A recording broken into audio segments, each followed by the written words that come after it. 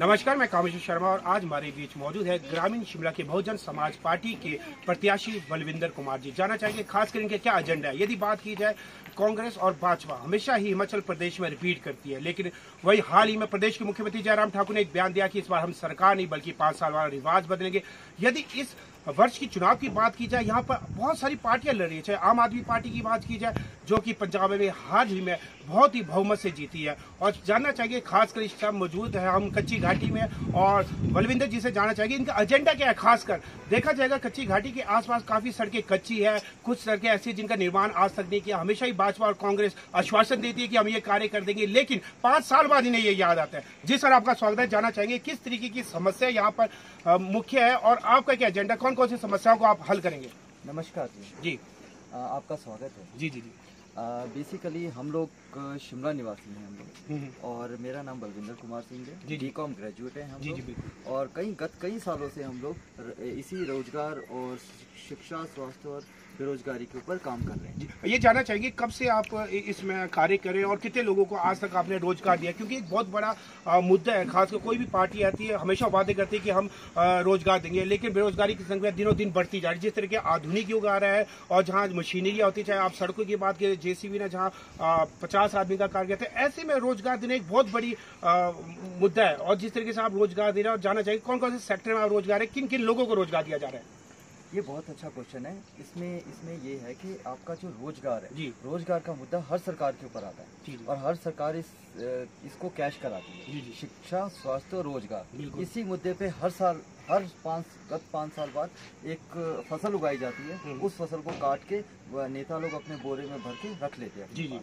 तो करता सॉल्व इसको कोई नहीं करता। तो हमारी सरकार अगर आई और अगर आप मतदाता ने अगर हमें थोड़ा सा मौका दिया, तो हम इस प्रॉब्लम को 20+2 दिन के अंदर समाप्त करने की घोषणा भी करें। सर, जो आप जिस तरीके से अभी लोगों को रोजगार दे रहे हो, कौन कौन से सेक्टर, किन किन लोगों को रोजगार दिया जा रहा है? हमारे कई तरह के सेक्टर हैं, जैसे गरीब कामगार लोग हैं जो स्कूल कॉलेज से बाहर निकलते हैं, जो बेचारे डिग्री होल्डर हैं, उनको नौकरी मिलती नहीं है, वो नौकरी के लिए धक्के खाते हैं, तो वो हम लोगों के पास आते हैं। तो हमारे पास बहुत सारी संस्थाएं हैं जिनमें उनको हम लगाते हैं। अभी तक कितने लोगों को लगा दिया आपने, खासकर शिमला या फिर अन्य जिला की भी लगा? नहीं, जिला अलग जिलों में भी है। हम शिमला और शिमला के बाहर हिमाचल प्रदेश, हिमाचल से बाहर भी लोगों को, सभी को रोजगार प्रदान करने का मौका देते हैं। और इसके लिए हम कोई भेदभाव नहीं, कोई किसी तरह की जातिवाद भेदभाव कोई नहीं समझते। जो जिस तरह का आदमी, जिस तरह का कोई हमारे पास आता है, हम उसको रोजगार प्रदान करने की कोशिश करते हैं। सर, बात की जाए ग्रामीण शिमला की सीट बहुत ही कंपटीशन वाली देखी जा रही है इस समय।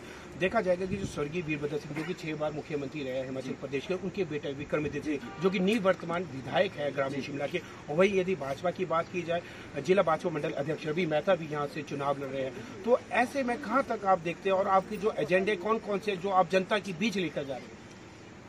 आज से पहले जितनी भी सरकारें आई और अब जो वर्तमान सरकार है, इसने कभी भी रोजगार के ऊपर कोई सही ठोस निर्णय नहीं लिया।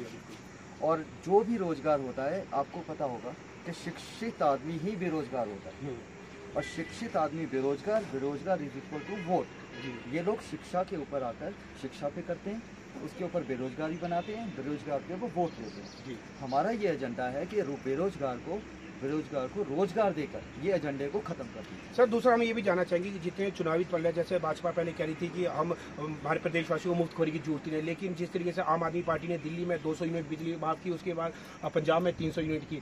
वही यदि बात की जाए, पहले हिमाचल प्रदेश के मुख्यमंत्री जयराम ठाकुर ने 60 यूनिट की थी, फिर चौवारी में जो हिमाचल दिवस थे उस दौरान उन्हें 125 कर दी।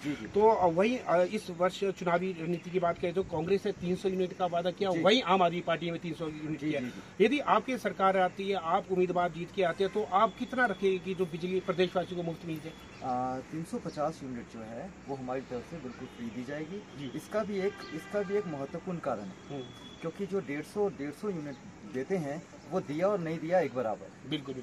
इसलिए गरीब आदमी को बेवकूफ़ बनाने के लिए 150 यूनिट 200 यूनिट दिया जाता है। अगर सहायता करनी ही है तो 350 पूर्ण रूप से की जाए। 350 यूनिट अगर हम दे देते हैं तो किसी का भला भी हो जाता है। अगर पानी की बात की जाएगी तो ग्रामीण क्षेत्र में मुख्यमंत्री ने निःशुल्क कर दिया, लेकिन शहर में नहीं किया। खासकर टैक्स की बात की जाए तो आम व्यक्ति भी देते हैं, शहर की भी देते हैं, ग्रामीण भी देते हैं। तो जो हमारे नगर निगम शिमला में जो 34 वार्ड है, क्या इनमें भी बिजली के क्षेत्र में राहत दी जाएगी? बिजली की तरह पानी में भी राहत दी जाएगी? पानी में भी बिल्कुल राहत दी जाएगी। पानी में भी जितना हो सकेगा उतना हम करेंगे। पानी की सबसे बड़ी समस्या ये है कि रोज पानी नहीं आता जी। सभी लोग परेशान होते हैं पानी के लिए, और शिमला राजधानी होते हुए भी यहाँ पानी नहीं आता। तो ये एक पूर्व की सरकार और वर्तमान सरकार की मूर्खता है। बलविंदर जी, हम ये भी जानना चाहेंगे, खासकर हिमाचल प्रदेश की बात की जाए, छोटा सा राज्य है और अगर बात की जाए अन्य राज्यों के मुकाबले यहाँ पर आय भी कम होती है, लेकिन यहाँ की पर्यटन की दृष्टि अधिक रहती है। पर्यटन की बात की जाएगी, जो हमने गर्मी की बात की जाए, गर्मी में एक दिन में 5000 से अधिक जो वाहन यहाँ पे आते हैं, जो शोगी से ऊपर, जो कि डाटा वेरियर से प्राप्त हुआ है। ऐसे में 4 दिन में भी 20,000 से अधिक लोगों को पार्किंग नहीं मिल पा रही। लोग होटल की बात की जाए तो होटल इतने अधिक नहीं है, और जो आय है वो पर्यटन की दृष्टि से हमारे को अधिक आती है। तो इसको मद्देनजर रखते हुए आने वाले समय में क्या पार्किंग का निर्माण किया जाएगा? क्योंकि जो हिमाचल प्रदेश की जो शिमला है एक केंद्र बिंदु है, और एशिया में भी अगर मैप करते हैं तो शिमला एक बहुत महत्वपूर्ण स्थान है। ऐसे में काफी पर्यटक यहाँ पर आते हैं, तो इनको मद्देनजर रखते हुए पार्किंग का किस स्तर का कार्य किया जाएगा? पार्किंग तो यहाँ बहुत बड़ा मुद्दा है। बिल्कुल, ट्रैफिक यहाँ बहुत ज्यादा प्रॉब्लम है। ट्रैफिक आज की प्रॉब्लम नहीं, ये पूर्व की सरकारें, वर्तमान सरकारें और जितना भी इनको कार्य करते हैं वो इसके नाम पे वोट भी ले जाते हैं और काम भी नहीं करते जी। इस कारण हम इस क्षेत्र को बड़ा व्यापक ढंग से कार्य करेंगे। इसमें जहाँ जहाँ हो सकता है वहाँ पार्किंग की सुविधा दी जाएगी, और जो भी हो सकता है पार्किंग के लिए उसको हम। यदि लाहौल स्पीति की बात की जाए, जब से अटल टनल का निर्माण हुआ, रोजाना 5000 से अधिक पर्यटक वहां पर आ रहे हैं। तो आने वाले समय में सर ये भी देखा जा रहा है, जो कि मेले की तरफ लोगों का रुझान भी कम हो रहा है, जो हमारी परंपरा है वो भी कहीं ना तो कहीं कम हो रही है। क्या बहुजन समाज पार्टी इसके लिए भी कुछ उचित कदम उठाएगी ताकि जो हमारी संस्कृति है वो बची रहे? बिल्कुल, हमारी संस्कृति को बिल्कुल ये बर्बाद कर रहे हैं। ये अपने मेले, अपने जो भी हमारे जैसे पहले झोटों का मेला हुआ जाता था, अन्य मेले होते थे, वो लुप्त होते जा रहे हैं। उसको लुप्त किया जा रहा है। क्यों लुप्त इसलिए किया जा रहा है? क्योंकि उसको कोई सहायता नहीं दी जा रही सरकार की तरफ से। कोई उसका ठोस चीज नहीं बनाई जाती, और उसको पर्यटक ढंग से नहीं देखा जाता। सर उसको सिर्फ ओनली छोटे से तबके के उसमें देखा जाता है। बाकी सर जो वर्तमान कैबिनेट मंत्री सुरेश बाबा, जो भले अभी कुसुम्पटी विधानसभा से चुनाव भी लड़ रहे हैं, तो स्मार्ट सिटी की तरफ जो उन्होंने कार्य किया, आप उसमें कहाँ तक सहमत है? क्या उनका कार्य उत्कृष्ट है या किस तरीके? स्मार्ट सिटी जो बना रहे हैं, ये इलेक्शन से पहले क्यों बना रहे थे? बाद में क्यों नहीं बनाया? पहले क्यों नहीं बनाया? 5 साल सरकार रही, क्यों नहीं बनाया? अब बनाने का टाइम आया। अब जब वोट लेने का टाइम आया तो सरकार सब कुछ बनाने का टाइम आ गया। ये जैसे ही चुनाव खत्म होंगे, ये सब कुछ सर बहुजन समाज पार्टी का एक मेन जो मोटो रहता है, जो एजेंडा रहता है, जिससे कि देश की बात की जाए तो हिमाचल प्रदेश में तो खैर जातिवाद इतना अधिक नहीं है जो अन्य राज्यों के मुकाबले।